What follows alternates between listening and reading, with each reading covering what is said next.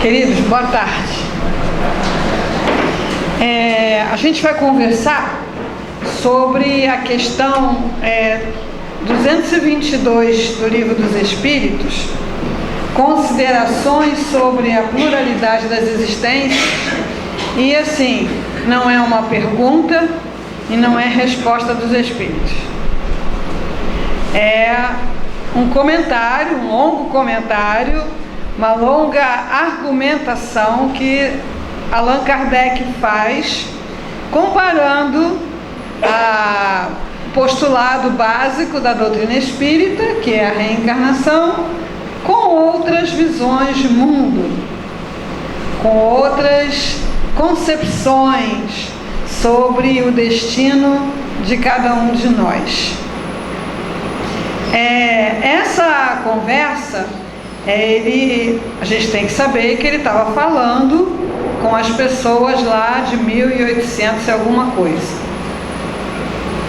E talvez esse discurso seja muito importante para aquele que está fazendo um primeiro contato com a doutrina espírita.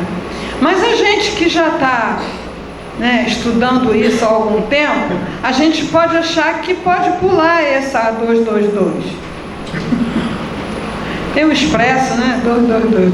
A gente pode pular, porque a gente já sabe. Lá no Leon Denis, nós viemos tendo alguns encontros dentro do espaço do encontro sobre a vida e obras de Leon Denis, alguns encontros sobre a ideia de Deus. E a gente se deparou com essa coisa curiosa. A gente já sabe o que é Deus. É fácil, não é? Inteligência suprema, que negócio, tá? O que eu estou querendo colocar é que em nenhum momento da nossa trajetória evolutiva, e cada um de nós agora está num momento de uma trajetória evolutiva, quer dizer, ainda não chegou ao seu destino e ainda tem muita estrada pela frente, em qualquer momento do seu estágio evolutivo, você precisa ampliar os seus conhecimentos, precisa aprofundar as ideias, precisa acrescentar aquilo que você já sabe, algo que você ainda não sabe. Então, no mesmo Livro dos Espíritos, lá na pergunta número 10, Kardec pergunta se nós já podemos conhecer a natureza de Deus. Os Espíritos respondem que a gente não desenvolveu ainda nem o sentido para isso. Então, o que é sentido? Sentido é aquela organização que nos permite fazer contato com alguma coisa.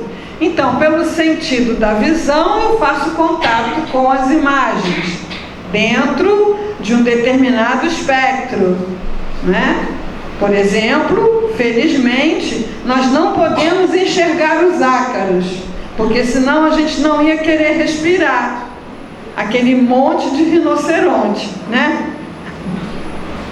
Então, quem ainda não viu, bota lá no Google, a fotografia de um ácaro. É um rinoceronte, só que microscópico. Pelo sentido da audição, nós fazemos contato com alguns sons, também dentro de um determinado espectro, A gente tem o ultrassom, que a gente não escuta, E tem o infrassom, que a gente também não escuta. Então, para compreender Deus, a natureza do que seja Deus, a gente ainda vai ter que desenvolver o sentido. E isso não vai ser um raio que vai cair na nossa cabeça, não. Isso vai ser resultado de um esforço, de um trabalho de expansão do pensamento, do conhecimento, e da experiência. Doutrina espírita é uma religião? Também. É uma filosofia? Também. É uma ciência? Também. Então, o espírita, ele precisa desenvolver-se nessas 3 áreas. Ele precisa se desenvolver na experiência religiosa, que não é simplesmente vir ao centro ao sábado. É uma coisa assim parecida com o que a gente veio aprendendo ao longo das reencarnações. Então a religião é uma instituição que tem um templo, tem um ritual ao qual eu compareço e pronto, né?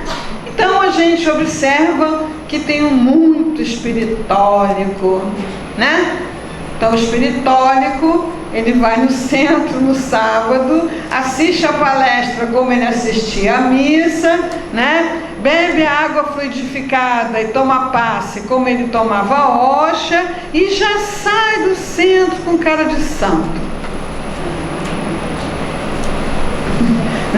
Isso não é experiência religiosa, né? Isso é uma prática exterior.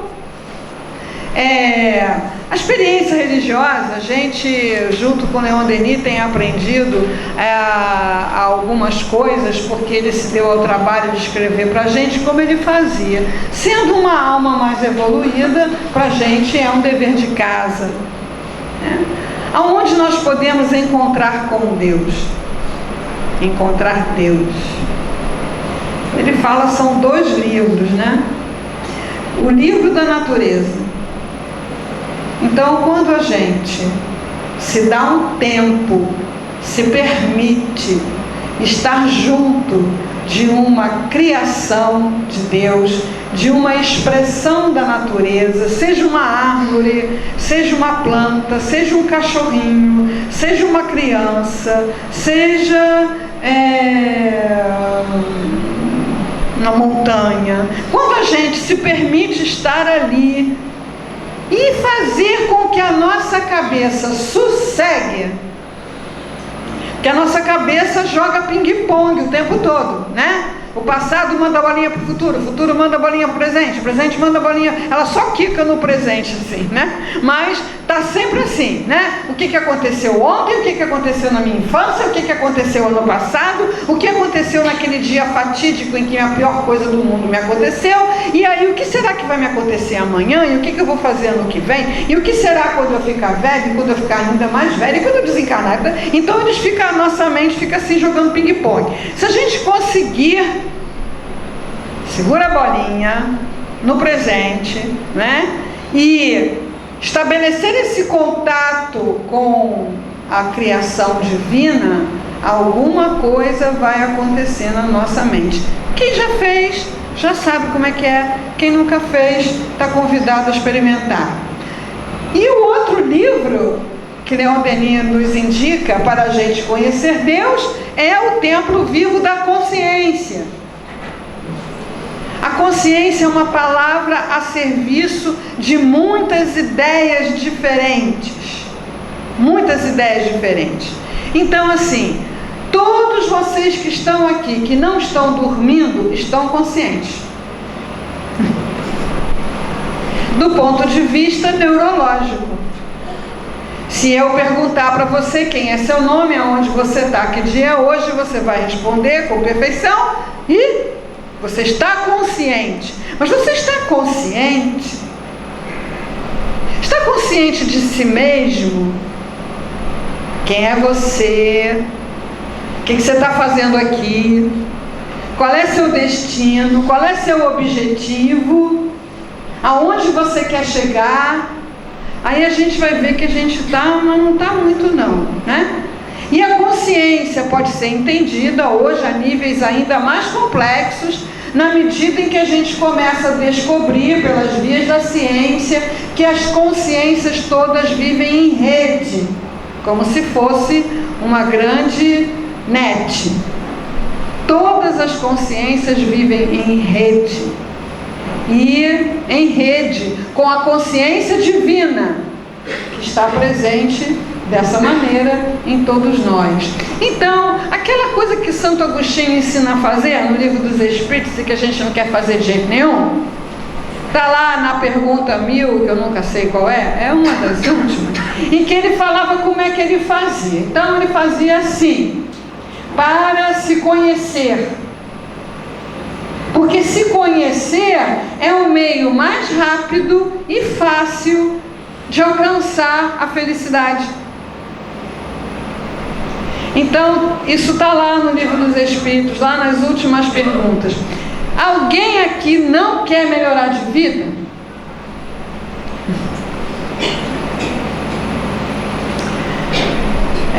Só quem já desistiu, né? Quem já desistiu, vai acontecer o seguinte: como você não pode ficar parado na espiral evolutiva, né? Nós estamos todos evoluindo nessa espiral, né? Completando vários círculos e ascendendo, e nessa espiral tem sempre alguém puxando a gente para cima, ao mesmo passo que a gente está puxando alguém para cima. Então, nós que somos espíritas, a gente tem Chico Xavier, Allan Kardec, Leon Denis, Joana de Vianney, né? Essa gente toda está puxando a gente para cima. E a gente está puxando para cima aqueles a quem a gente transmite o que a gente sabe, os que a gente ajuda, né? A nossa professora que nos ensinou a ler e escrever puxou a gente para cima. As crianças a quem eu ensinei alguma coisa, eu puxei para cima. Então a gente vive nessa espiral ascendente, todos ligados. Mas a gente tem livre-arbítrio, então a gente pode dizer assim: esse negócio todo é muito complicado, eu vim no centro para me livrar desse obsessor, para curar da minha hepatite, para ver se eu arrumo um emprego, para ver se meu amor que foi embora, me deixou na solidão, volta para mim. Aí eu escolho ficar paradinho, eu tenho livre-arbítrio, eu posso ficar parado, eu não quero saber de evoluir nada, eu não quero saber de estudar coisa nenhuma, eu não quero saber de conhecer nada, muito menos a mim mesmo. Coisa mais sem graça é conhecer a si mesmo. Eu não quero nada, eu quero ficar aqui, esperando que aquilo que eu desejo, que eu aspiro, venha até mim. Só que você tem um tempo para fazer isso. Uma hora você vai começar a tomar tanto puxão de quem está em cima e tanto empurrão de quem está embaixo que você vai ter que andar, né? Então, todos nós queremos melhorar, porque somos centelhas divinas, a lei divina mora em nós, então a lei é de progresso. A lei é de progresso. Então, às vezes, contra a vontade, alguma coisa dentro de nós quer melhorar. E é isso que os Espíritos falam, que todos nós podemos melhorar. Podemos melhorar fazendo esforços insignificantes. O que falta é a vontade. Então a pessoa às vezes ela quer fazer um emagrecimento, mas ela diz que não tem força de vontade. Ela tem muita força de vontade. Ela tem uma força de vontade maior do que o instinto de conservação, porque o médico diz para ela: se você continuar comendo doce, você vai morrer. E ela tem tanta vontade de comer doce que ela continua comendo. A questão é, você tem vontade, você está direcionando para onde? Né? Então, para que a gente tenha essa ascensão, alcance um patamar existencial mais feliz, mais produtivo, de maior bem-estar, de maior harmonia com tudo que está acontecendo à nossa volta, na natureza, na humanidade, a gente precisa conhecer a si mesmo. E aí o Kardec fala: isso é muito fácil, mas como é que faz isso? Né? Porque o Espírito relembra Sócrates, um sábio da antiguidade, já disse o que você precisa fazer para melhorar. Conhece-te a ti mesmo, porque é dentro de você que estão as respostas para tudo que está dando errado na sua vida, só que você está procurando No marido, na mulher, no filho, no patrão, no colega da casa, do centro, da rua, da humanidade. Mas está na direção errada, tem que olhar para dentro, né?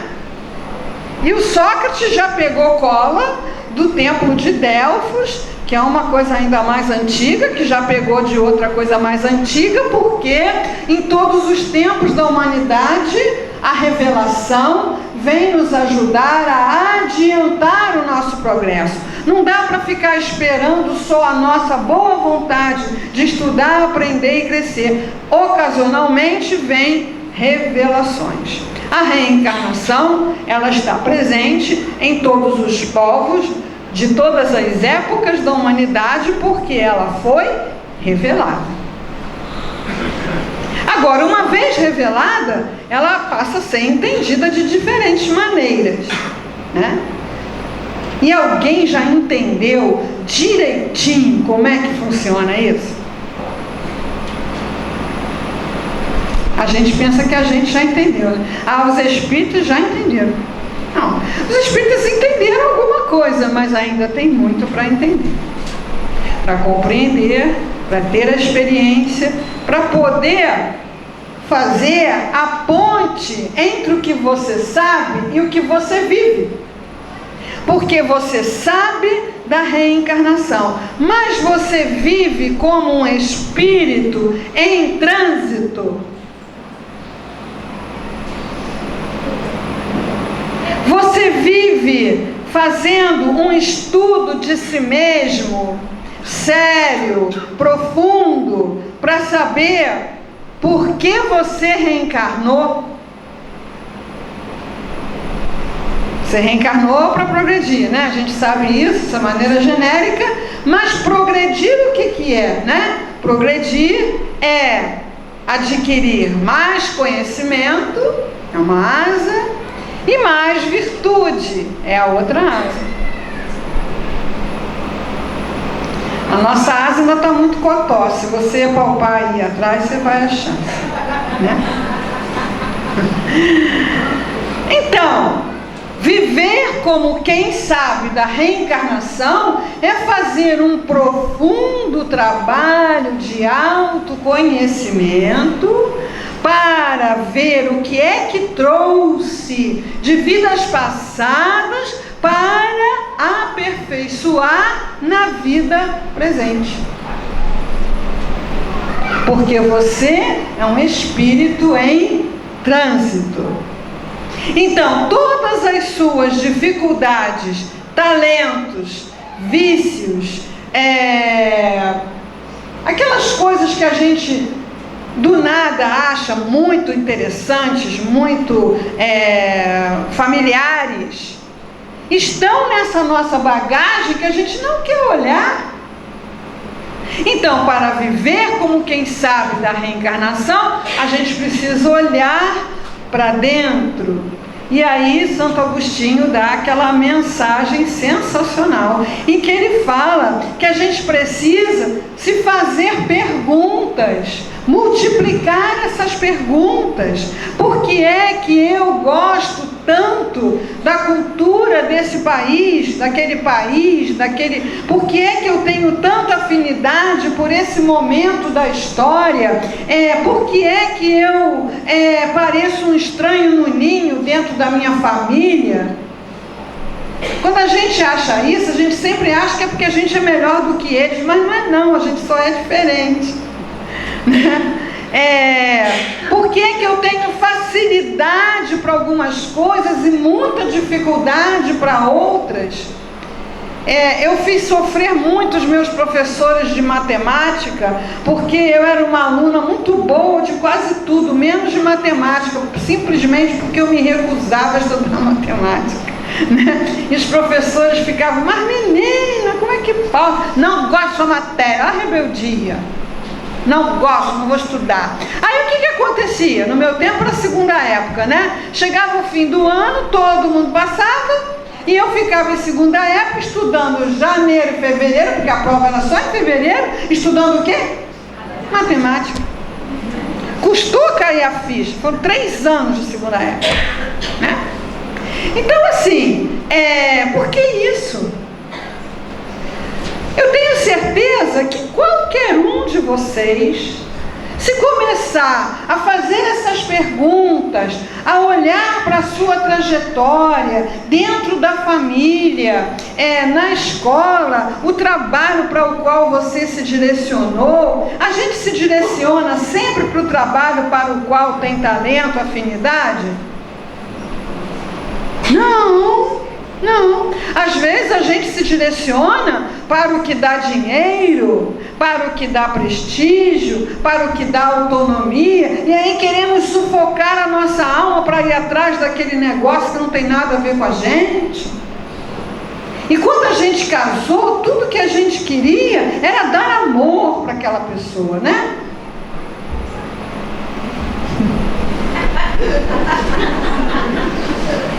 Não, né? São outros interesses que estão permeando ali, não é? Aquela pessoa vai me dar um status social, aquela pessoa vai me fazer feliz. Gente, não tem ilusão mais popular do que essa, né? É uma ilusão fadada à desilusão. Essa semana eu atendi uma senhora de 47 anos que ela ligou as trompas. E agora, o que está acontecendo com as mulheres de 47 anos? Elas estão ficando livres dos filhos. Olha que beleza.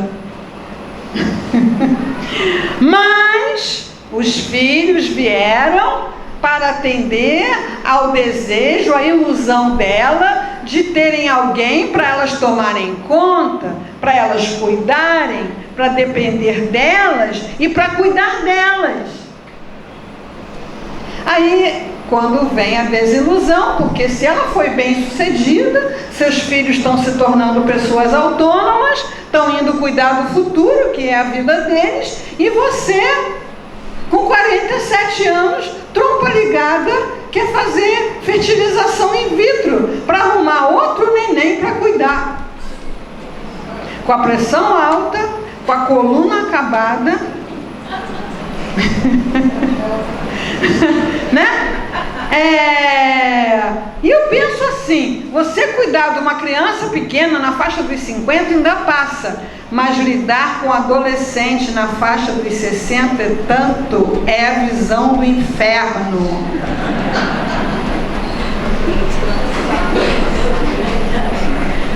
Então, quando nós temos filhos, o nosso desejo é dar a oportunidade da reencarnação aos novos seres, orientá-los no bem, deixá-los no mundo, dando continuidade. Ainda não. Então nós ainda não sabemos das nossas motivações.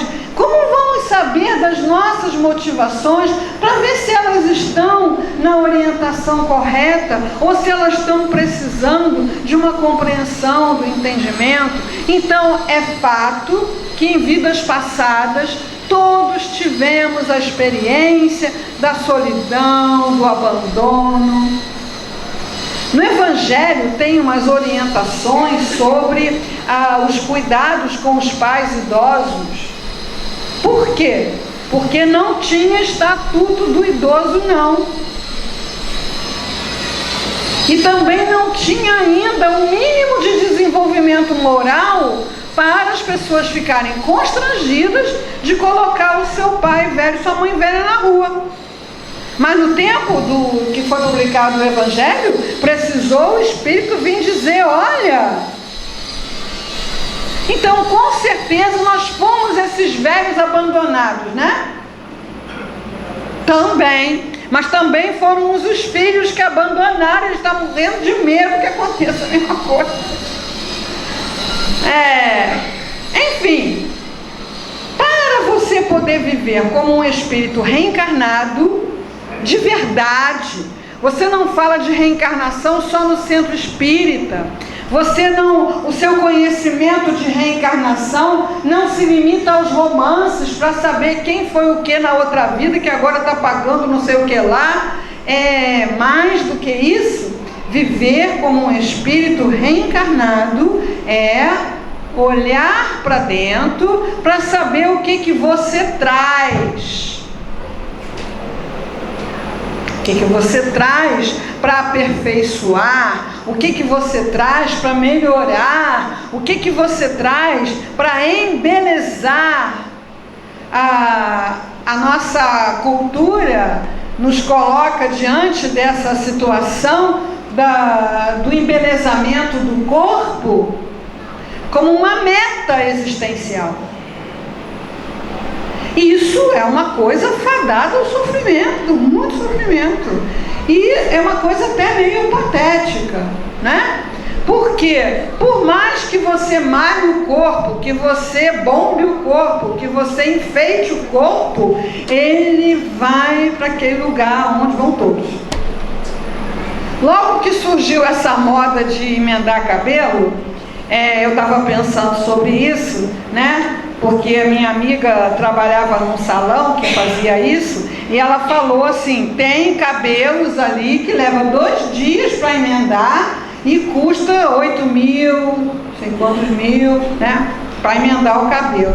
Aí eu pensei assim, a pessoa foi lá, emendou aquele cabelo, né? Pagou 8 mil reais, aí quando chegou na porta do shopping, teve um ataque cardíaco e desencarnou.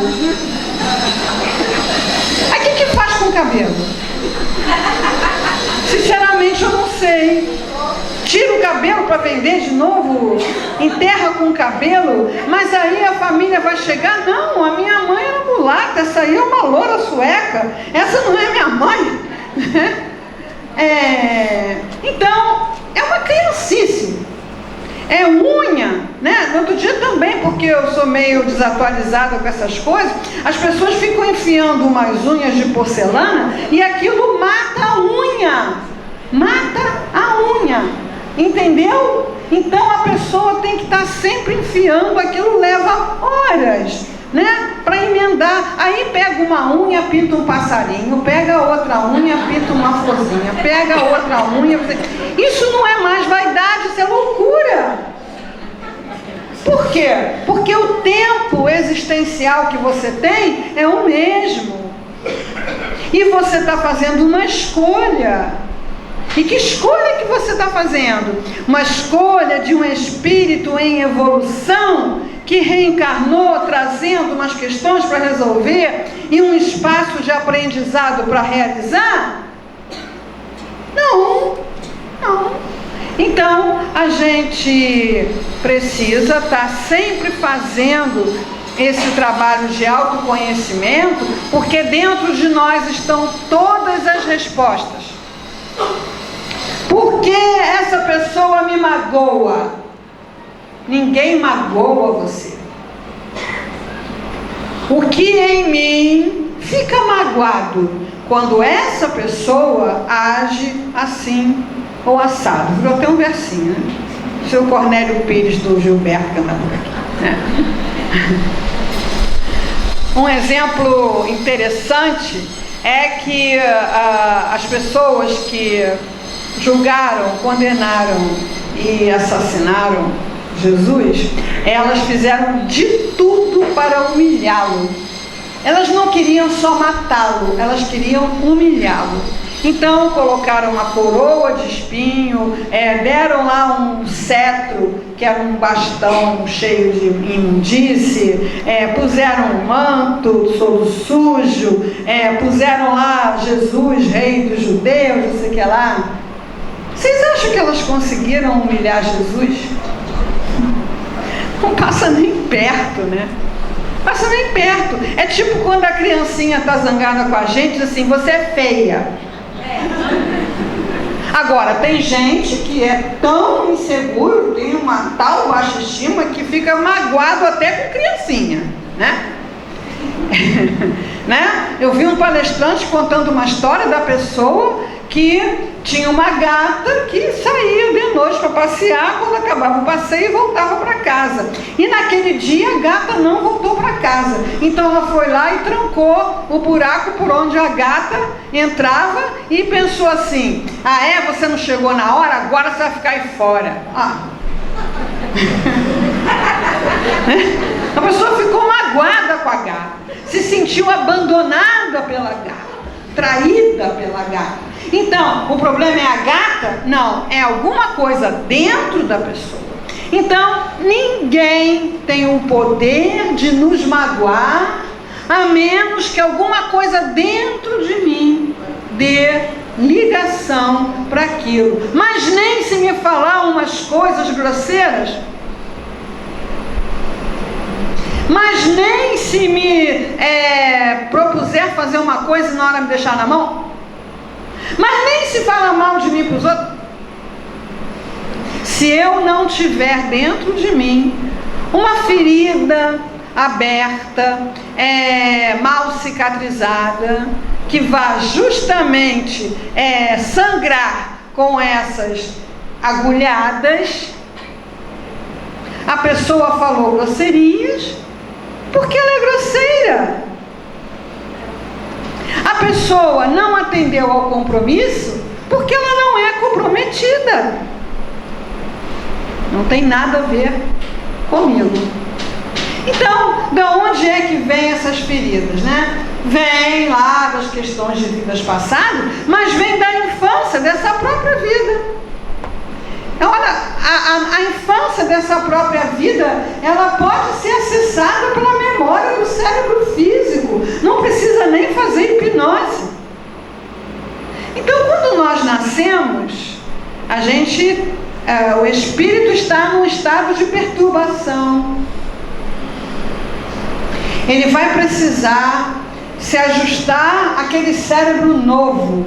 E aquele cérebro novo, ele vai recapitular toda a história evolutiva do cérebro, do aspecto físico e do aspecto intelectual e de compreensão. Então, tem uma etapa do desenvolvimento neurológico em que a criança não distingue entre ela e o mundo. Essa separação demora um tempo para acontecer. Então, ela quando chora e é amamentada, a percepção dela é de que ela traz o leite. Ela não tem consciência de que ela chora e aí ela convida ou obriga alguém a vir amamentá-la. Não, ela pensa que ela chora, ela traz o leite. Quando a criança fica extasiada, brincando com o pezinho, ela está descobrindo isso, que ela controla o pé. Só que ela acha que ela controla o pé e o resto todo. E aí, durante muito tempo, a criança vai achar que tudo o que acontece se relaciona com ela. Então, mamãe está triste, alguma coisa que eu fiz. Papai e mamãe brigam, é minha culpa. Meu irmão ficou doente, foi o meu desejo que ele morresse. Vocês viram aquele filme bobo, Esqueceram de Mim? Então, a família inferniza tanto a vida daquele menino que ele deseja que todo mundo suma. Todo mundo some, porque se esqueceram dele. Mas ele acha que foi o desejo dele que fez sumirem as pessoas. E aí a gente segue pela vida fora, com esse desenvolvimento incompleto, por absoluta falta de autoconhecimento. Então, aquela pessoa que dizia que me amava, ela me deixou para viver com alguém. Ela me traiu por quê? Porque eu não fui bom o suficiente, porque eu não sou bom, porque eu não sou bonito, porque eu não sou merecedor. Não, tem nada a ver com você. Ela mudou de relacionamento porque o outro disse mais a ela, o outro trouxe lá alguma coisa diferente. O outro fez lá uma ligação com a alma dela. Aliás, o apaixonar-se é um dos estados alterados de consciência, detectados em ressonância magnética. Né? Tem nada a ver com você. Impressionante isso, né? imaginar que alguém preferisse, né? Por exemplo, o príncipe Charles preferia a Camila do que a Lady Di. Isso faz sentido para vocês? Para ninguém. Para ninguém. Como é que pode?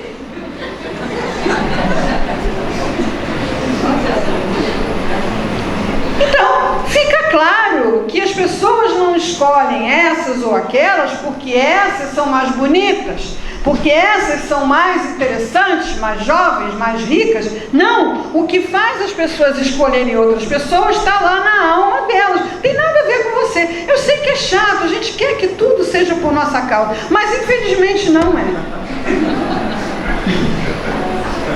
Se você foi assaltado, você saiu do assalto pensando assim: puxa vida, como que o assaltante pode fazer isso comigo? Não, você sabe que ele assaltou você porque ele é assaltante. Ele assaltou você, a Dona Maria, a Joaquina, o Manuel. Ele assalta quem estiver dando mole, ele assalta. Tem nada a ver com você. E a gente vai por essa encarnação, carregando essas dores da mamãe que não gostava de mim, do papai que me abandonou, do meu irmão que não se incomoda comigo, do meu colega da casa espírita que eu chamei para lá em casa e nem apareceu. Tudo sou eu que determino. Sou eu que determino porque não sou bom o suficiente. Sou eu que determino. E aí eu fico magoado.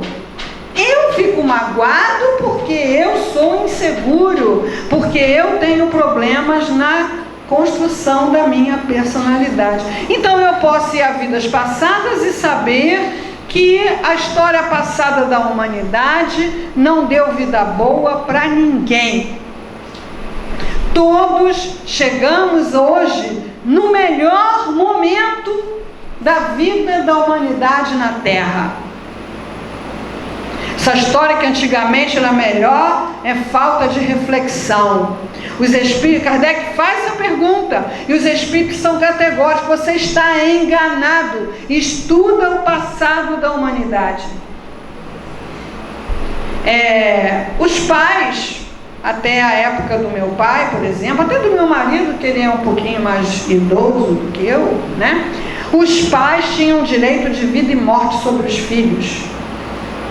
Podiam espancar o filho até a morte e ninguém se incomodava com isso. Isso era normal. Para que isso começasse a escandalizar a sociedade, começasse a escandalizar os médicos que atendem as crianças que foram submetidas à tortura, para que sensibilizasse as autoridades, para que aparecesse uma lei humana, para que pouco a pouco esse valor fosse se incrustando nos espíritos, precisa tempo.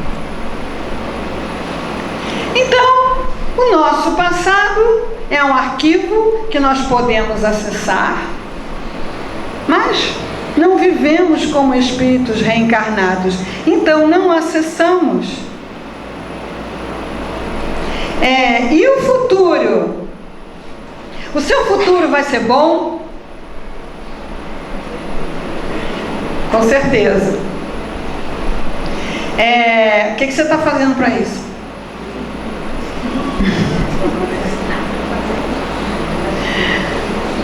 Bom, eu estou aguentando essa mala dessa pessoa aqui porque eu não quero reencarnar com ela nunca mais. São os entendimentos malucos que as pessoas fazem do ensinamento espírita por falta de reflexão. Então, Jesus falou assim para nós: aturai o vosso semelhante. Foi? Amai o vosso semelhante. Amai. Então, amor é um processo que, quando a gente se lança nessa busca, ele faz alavancar todas as nossas virtudes que ainda estão um pouco adormecidas. Quando a gente se dispõe a amar, a gente se dispõe à tolerância, a gente se dispõe à paciência, a gente se dispõe à renúncia. Em outras palavras, a gente se dispõe ao altruísmo, que é o contrário do egoísmo. Muitos dos problemas da nossa sociedade hoje se derivam de muitas pessoas que tiveram seus filhos não os amarem. Por quê? Porque dá trabalho, porque cansa, porque te obriga a renunciar a muitas coisas, a renunciar inclusive à aprovação. Então, existe uma coisa que ainda é muito dolorosa para a gente, para a maioria, ainda é muito difícil para a maioria, é dizer não para o filho e ele dizer para você: eu te odeio, e bater a porta do quarto. Mas precisa fazer isso? Se ama, precisa. É chato, é desagradável, e o pior, que você ainda tem que ir lá no quarto com cara de paisagem, como se não estivesse sentindo nada, e dizer para ele: quando você tiver seu quarto, você bate as portas. Aqui é a minha casa. Então, o que é gostoso? Gostoso é levar o menino no parquinho. Gostoso é levar o menino para comprar o celular, o último tipo que ele gosta. Ou então dá até o dinheiro para ele ir sozinho com os amigos, que ele fica muito mais feliz. Gostoso. Mas é egoísmo. Esse é um prazer egoísta. Porque o amor me obriga a educar. Então a gente está tendo aí uma geração de adolescentes, né? Que são pessoas que tiveram as suas vontades atendidas, o seu egoísmo inflado, mas não são amados. Nunca foram. Ficam fazendo um monte de maluquice para ver se alguém se preocupa, se alguém se ocupa, se alguém coloca um limite. Então, nosso futuro vai ser maravilhoso, não resta dúvida, nosso futuro vai ser de muita felicidade, mas a gente precisa começar desde agora a plasmar esse futuro. São muitas as maneiras dentro do nosso tempo. Eu vou encerrar com as potências da alma, que é a nossa herança divina.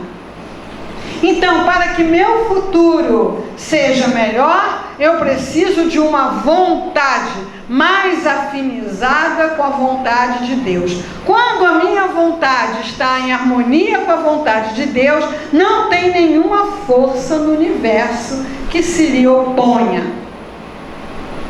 Então, esse grupo de pessoas aqui teve vontade de abrir um núcleo espírita. E quando eles fizeram isso, eles tinham milhões na poupança.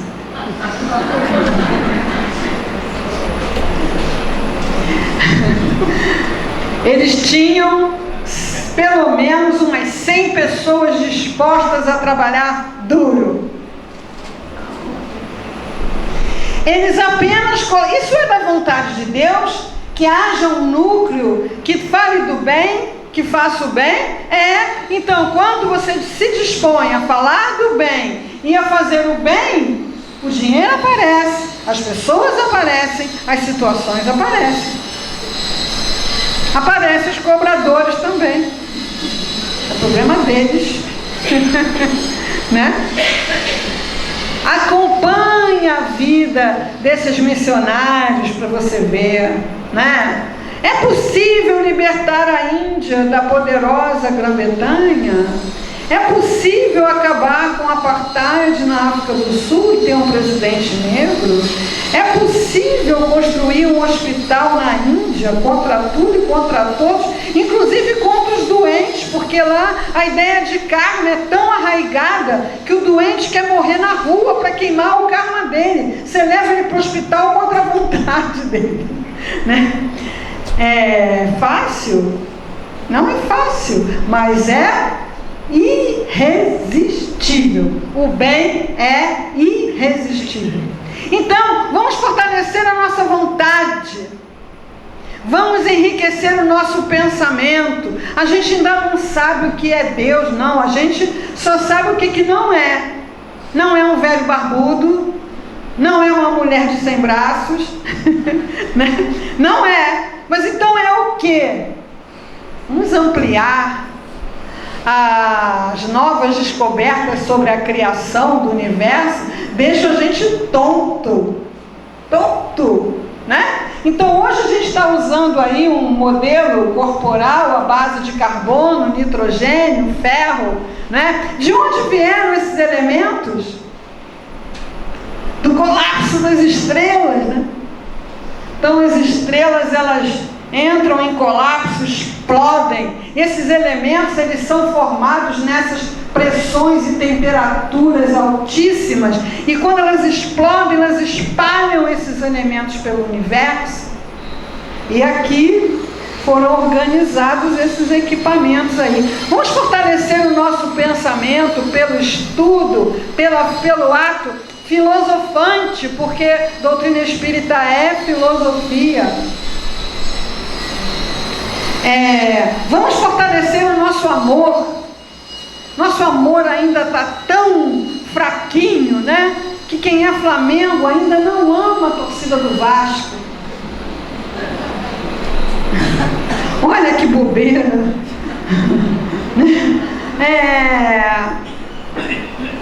Quem é da minha idade não ama as pessoas que dançam funk. Nem quem usa tatuagem, torce o nariz. Né? Então esse amor, ele precisa crescer. Vamos incluir, vamos parar de excluir, vamos começar a incluir, porque quem mais ama é mais feliz, porque você só ama um quando esse um sai da sua vida, e ele vai sair, porque vocês não foram criados grudados, ele vai sair de um jeito ou de outro. Quando você só ama um, a sua vida vai ficar sem sentido um tempão. E é muito doloroso, é um buraco muito fundo. Então vamos amar cada vez mais. A gente fala, tem que fazer a caridade. É bom, é saudável, porque aí você vai amar aquelas criancinhas que não são seus filhos, mas que você os ama. Você vai amar aquele companheiro de trabalho que passa da hora do almoço junto com você trabalhando. O amor vai mostrando a sua força, que é imensa, infinita. Então, com isso, a gente garante para a gente um futuro melhor. Certo? Como diz aquela música, né? Tão certo quanto o ar que eu respiro. Então, crianças, todos nós somos crianças, né? Vamos ler em casa a argumentação do Sr. Kardec. Ele está argumentando para católicos, para hinduístas, para materialistas, e às vezes a gente, por falta de estudo, esbarra em algumas dessas coisas que ele está objetando aqui, né? Mas vamos estar sempre em processo de crescimento, dessa vez consciente. Obrigada, queridos, pelo carinho.